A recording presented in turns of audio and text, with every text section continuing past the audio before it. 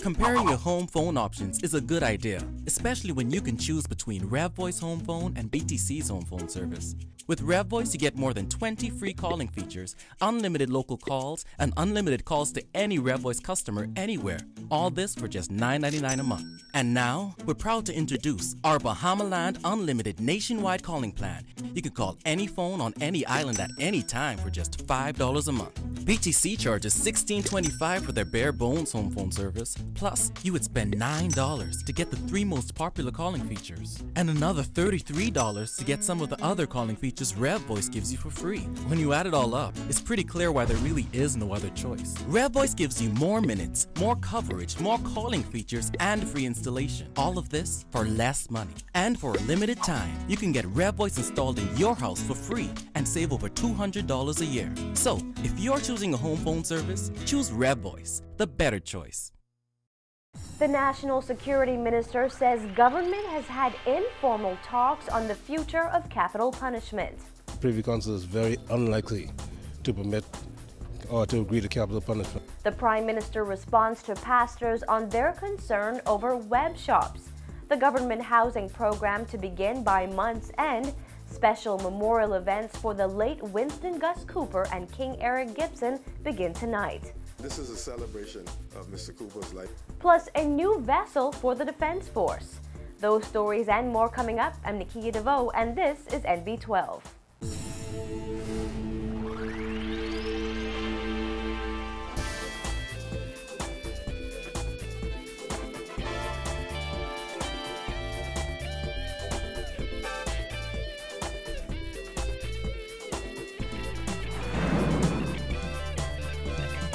Good evening, everyone. Thanks for joining us here at Cable 12 Studios. Here are the stories coming out of the NB12 newsroom this evening. Following the Prime Minister's announcement that serious consideration would be given to the issue of capital punishment, National Security Minister Dr. Bernard Nottage said talks over the issue may not be as in-depth as the public originally thought. Dana Smith explains in this report.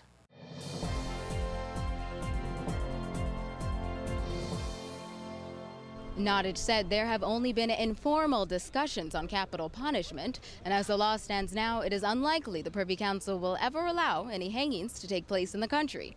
However, he added if the public was to vote for the issue in a referendum, the government would consider a constitutional amendment. There have been informal discussions about what can be done because the Bahamian people seem to feel that the imposition of capital punishment would make a difference. I think that whenever things become hectic, then this matter of capital punishment rears its head.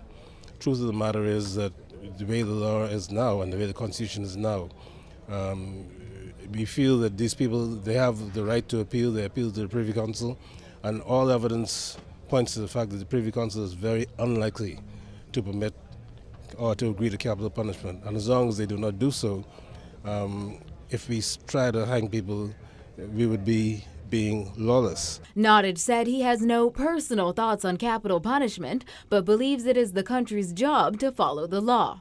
He took note that suggestions have been made to make a change to the Constitution, but those suggestions haven't been explored in full. Suggestion has been made that maybe there should be a change to the Constitution. That hasn't been explored in its fullness yet, and so I'm really not able to comment on that at this point. His comments come a little over a week since Prime Minister Perry Christie's announcement that serious consideration would be given to a possible constitutional amendment, and that the issue of the death penalty would be debated in Parliament. Christie said considered by the government is asking the public its opinion on a constitutional amendment regarding the criteria for the death penalty. There are arguments, he said, that criteria set out by the prior Ingram administration in response to recommendations by London's Privy Council are not sufficiently effective. And it was just yesterday that Attorney General Alison Maynard Gibson echoed the Prime Minister's comments and spoke of a potential referendum. As the Prime Minister has already indicated, serious consideration is being given to the matter of a constitutional amendment in relation to capital punishment. This amendment will require a referendum, as it would amend an entrenched provision of the Constitution. Amending of the Constitution, my Lord, is not a matter of posturing or gimmickry. It must be done with prayerful consideration and a magnitude of public education. The Constitutional Commission, my Lord, will, in short order, speak more fully on this matter. When asked if the matter were to make it to a referendum and the public were to vote to do away with the Privy Council, Nottage said the government obviously would consider it. However, he first noted that referenda in the region rarely succeed with a yes vote. I'll put it to you this way. Referenda in the Caribbean have hardly ever succeeded with a yes answer. If the government goes to a referendum and the referendum indicates one answer or another, then the government would definitely consider it. Because if they weren't going to consider it, then we shouldn't have a referendum. Several members of Parliament have come out in favor of capital punishment, including BEC Chairman Leslie Miller, Agriculture Minister Alfred Gray, and Opposition Leader Hubert Minnis. DNA leader Branville McCartney has also voiced his support of the death penalty. Reporting for MB12, I'm Dana Smith. Well, it's been nearly 1 year since thousands of Bahamians went to the polls to vote in the gambling referendum. Despite the outcome of that poll, the status quo on web shops has remained unchanged, much to the disappointment of members of the Bahamas Christian Council and Save Our Bahamas Committee. The Prime Minister yesterday responding to the public outcry from those groups, explaining that the issue is complex. Christina McNeil has more in this report. Prime Minister Christie yesterday telling reporters that he is not responsible for the rule of law. And in meeting with the Commissioner of Police, it has become clear that the issue of shutting down web shops across the country is rather complex. If they had an audience with the Commissioner of Police, they will find how complex this issue is. So my sense is that the Christian Council should be sitting in the church and talking, you know. I had an occasion to speak to the police, and it was not a reported matter on Saturday, and the senior officer of the police, and I was hoping the president of the Christian Council was in the room, because I had something to say to him personally too, about what I think he should be doing, okay? And, you know, it goes both ways. The Christian Council and Save Our Bahamas Committee have also questioned if government was seeking to overturn the results of last year's referendum by allowing web shops to remain open. This as the groups called on the Prime Minister to announce his administration's plan to deal with the illegal numbers racket. Christie telling reporters outside the House of Assembly that it was a mistake for the groups to draw a conclusion that government is backtracking without talking to the minister responsible for gaming, Obi Wilshcombe. Whatever positions governments take, the citizens of the country have a right to challenge, to question, and most certainly to come in and ask, could you please explain the position you're taking? And so I would have thought the Christian Council would want to have a meeting. If they want to come and talk to me about it, I most certainly would be willing to talk to them about it. Christie adding that he is not responsible for executing the law. This as he also pointed out that the church has certain responsibilities to live up to. I think the Christian Council has a deep obligation to understand that they should be on the streets too, and that they should be the same kind of response that we are concerned about when people are killed and there's retaliation. I think the Christian church has a duty to be involved in trying to preach healing and calmness, and to do it in a very high-profile way so the people of the country could see they're being involved in it. The church cannot be exempted, right, from a critical eye when not that they're not stepping up to the plate, but when you don't have this kind of feeling that they are stepping up to the plate. What is, you know, so not only must I do something, I must be seen to do it. And so that is the same scrutiny under which the church must be looked at. According to a statement issued Monday, the Bahamas Christian Council maintains that it opposes the legalization, regulation, and taxation of the numbers racket presently being illegally operated and expanded in web shops throughout the country. For NB12, I'm Christina McNeil.